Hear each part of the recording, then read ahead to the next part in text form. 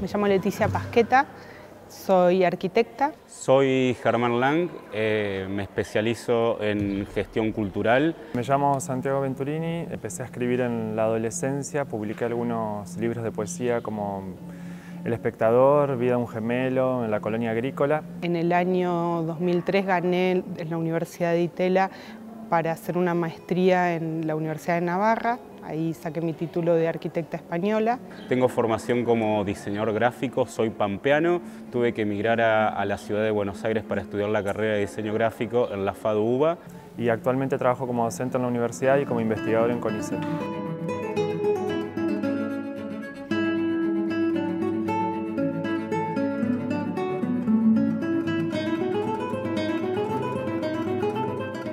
Me motivó muchísimo pensar las áreas de juegos no definidas a partir del espacio o de elementos más pequeños, como podría ser el diseño industrial, sino un poco explorar ese límite y ampliarlo hacia lo que es el paisaje. Entonces pensar un poco los paisajes para jugar.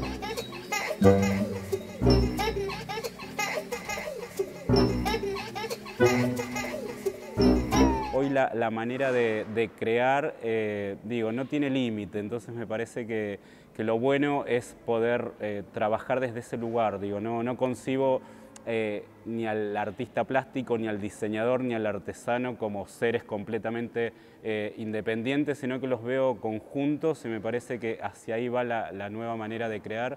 Y después creo que es también el usuario quien termina dándole un significado a la pieza de arte o al producto de diseño. Entonces se puede haber muy buenos diseños que se utilicen para decorar o para llenar un espacio, para contemplarlo y tal vez no tengan demasiada funcionalidad, y puede haber piezas de arte que las podemos usar en el cotidiano de alguna manera. Me parece que hoy es el usuario el que termina de darle sentido a la obra o a la pieza de diseño.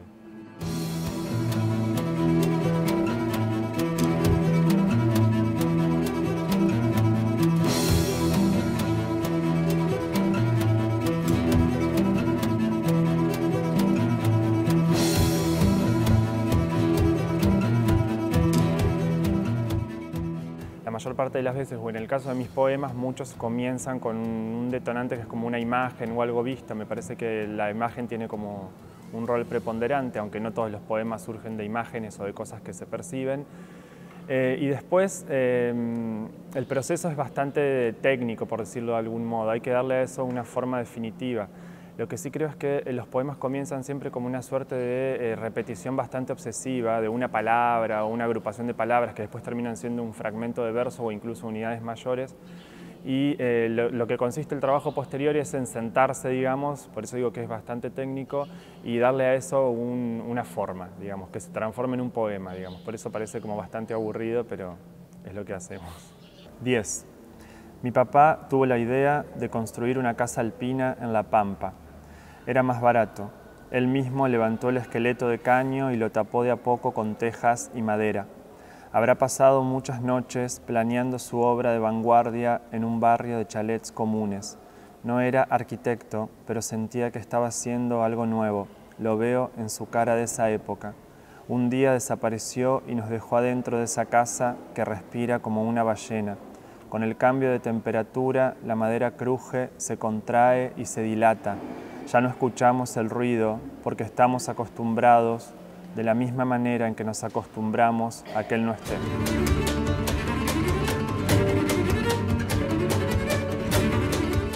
Quizás el lugar a donde más se logró este concepto de paisaje lúdico fue en la instalación temporal que se hizo, una instalación lúdica temporal en la ciudad de Rafaela, en el complejo cultural Viejo Mercado, que se llamaba Experimenta en Rojo, donde la idea fue tomar a partir del color rojo todas las maneras en las que se puede jugar con el color rojo, con lo amoroso, con lo visceral, incluso pensar la posibilidad de mezclar sensaciones, pensar, por ejemplo, cómo se le puede explicar a una persona que no puede ver cómo es el color rojo, cuál es el sabor, cuál es el aroma.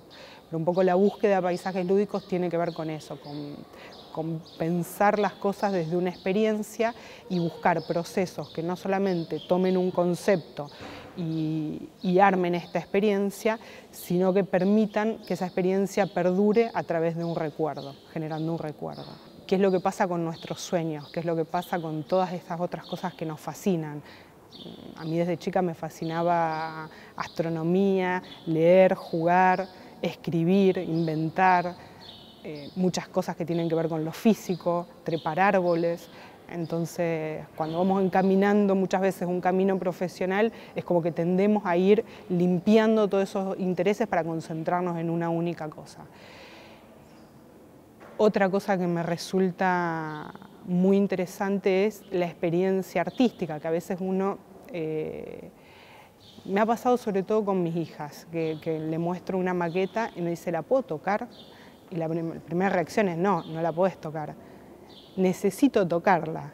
Y yo creo que ese necesito tocarla tiene que ver con la posibilidad de interactuar para entender. O sea, yo creo que vivimos un poco en lugares donde se nos van recortando sentidos. Esto es solo para mirar, esto es solo para tal cosa. Si estudias tal cosa, tu vida profesional tiene que seguir este camino.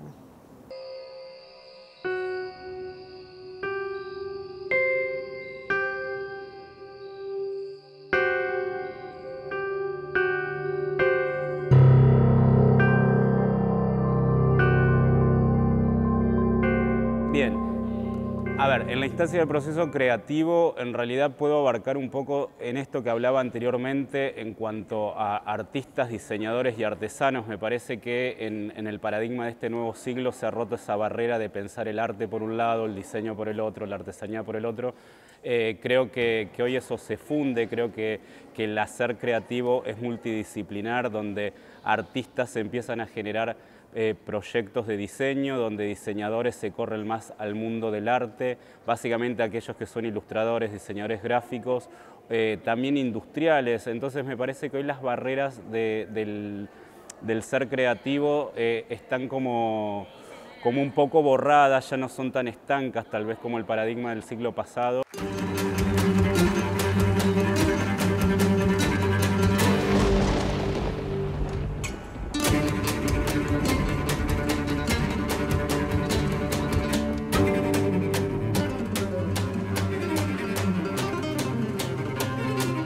Pensaba que la relación entre arte y transformación social es más compleja e implica hablar de numerosas cuestiones. Particularmente, nunca me detuve a pensar mi trabajo como poeta desde el punto de vista de la transformación social, pero sí creo que esa transformación puede ser efectiva. No sé qué tiempos tienen y en cuánto tiempo les lleva, digamos, pero sí me interesan muchísimo las diversas apropiaciones de la poesía, en este caso, que es de lo que puedo hablar, desde las más desacralizadoras, digamos, hasta las más clásicas.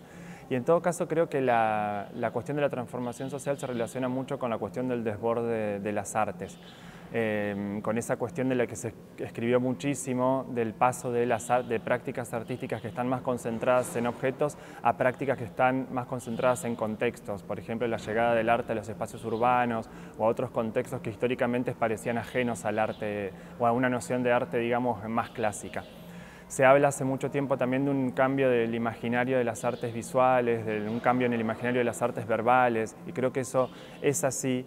y creo que el poema se transforma porque se empieza a meter en dispositivos tecnológicos, en performances artísticas. Eso implica para mí una transformación importante de la palabra, pero no obstante siempre destaco un poco ese valor tal vez anacrónico que tiene el poema, que es en realidad un dispositivo verbal bastante elemental, que sigue siendo igual como lo fue durante muchísimos siglos y que por algo sigue escribiéndose todavía hoy.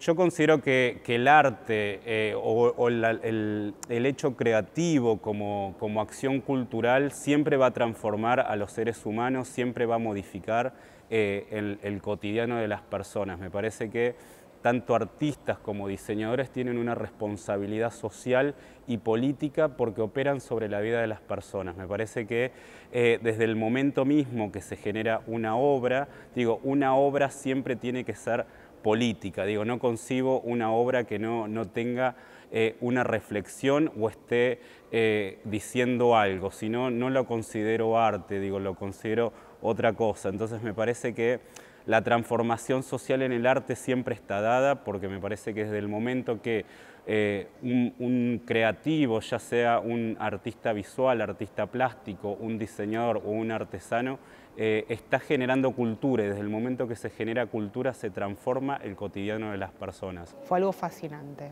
porque primero que había gente que estaba como no motivada con su trabajo y no paraba de meter horas extras.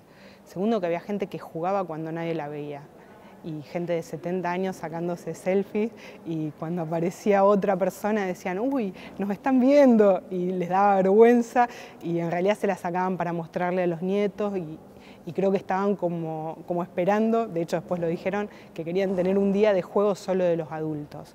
Entonces creo que Paisajes Lúdicos tiene muy metido, digamos, en su ADN la posibilidad de acción, básicamente, porque se trata de jugar. Son experiencias que generan una transformación, o bueno, como el espacio rojo. La idea es que se transforme la percepción que tenemos de lo cotidiano a partir de poder experimentar, pero actuando. Muchos de los juegos, por ejemplo, de Paisajes Lúdicos son grupales. Las hamacas, las casitas, los espacios se habitan en grupo. No tienen un significado único, se trabaja desde la lógica del plurisignificado. Hay una idea, el juego de las caricias y lo visceral. ¿Son las vísceras de un dinosaurio o es una flor o es un bosque? No hay figura a fondo, entonces también creo que todo va tendiendo a mezclar sentidos, a experimentarlo de distintas maneras, a que pueda haber más de una capacidad, más de un sentido. Y bueno, me parece que todo eso es lo que genera que esa experiencia tenga algún sentido o no.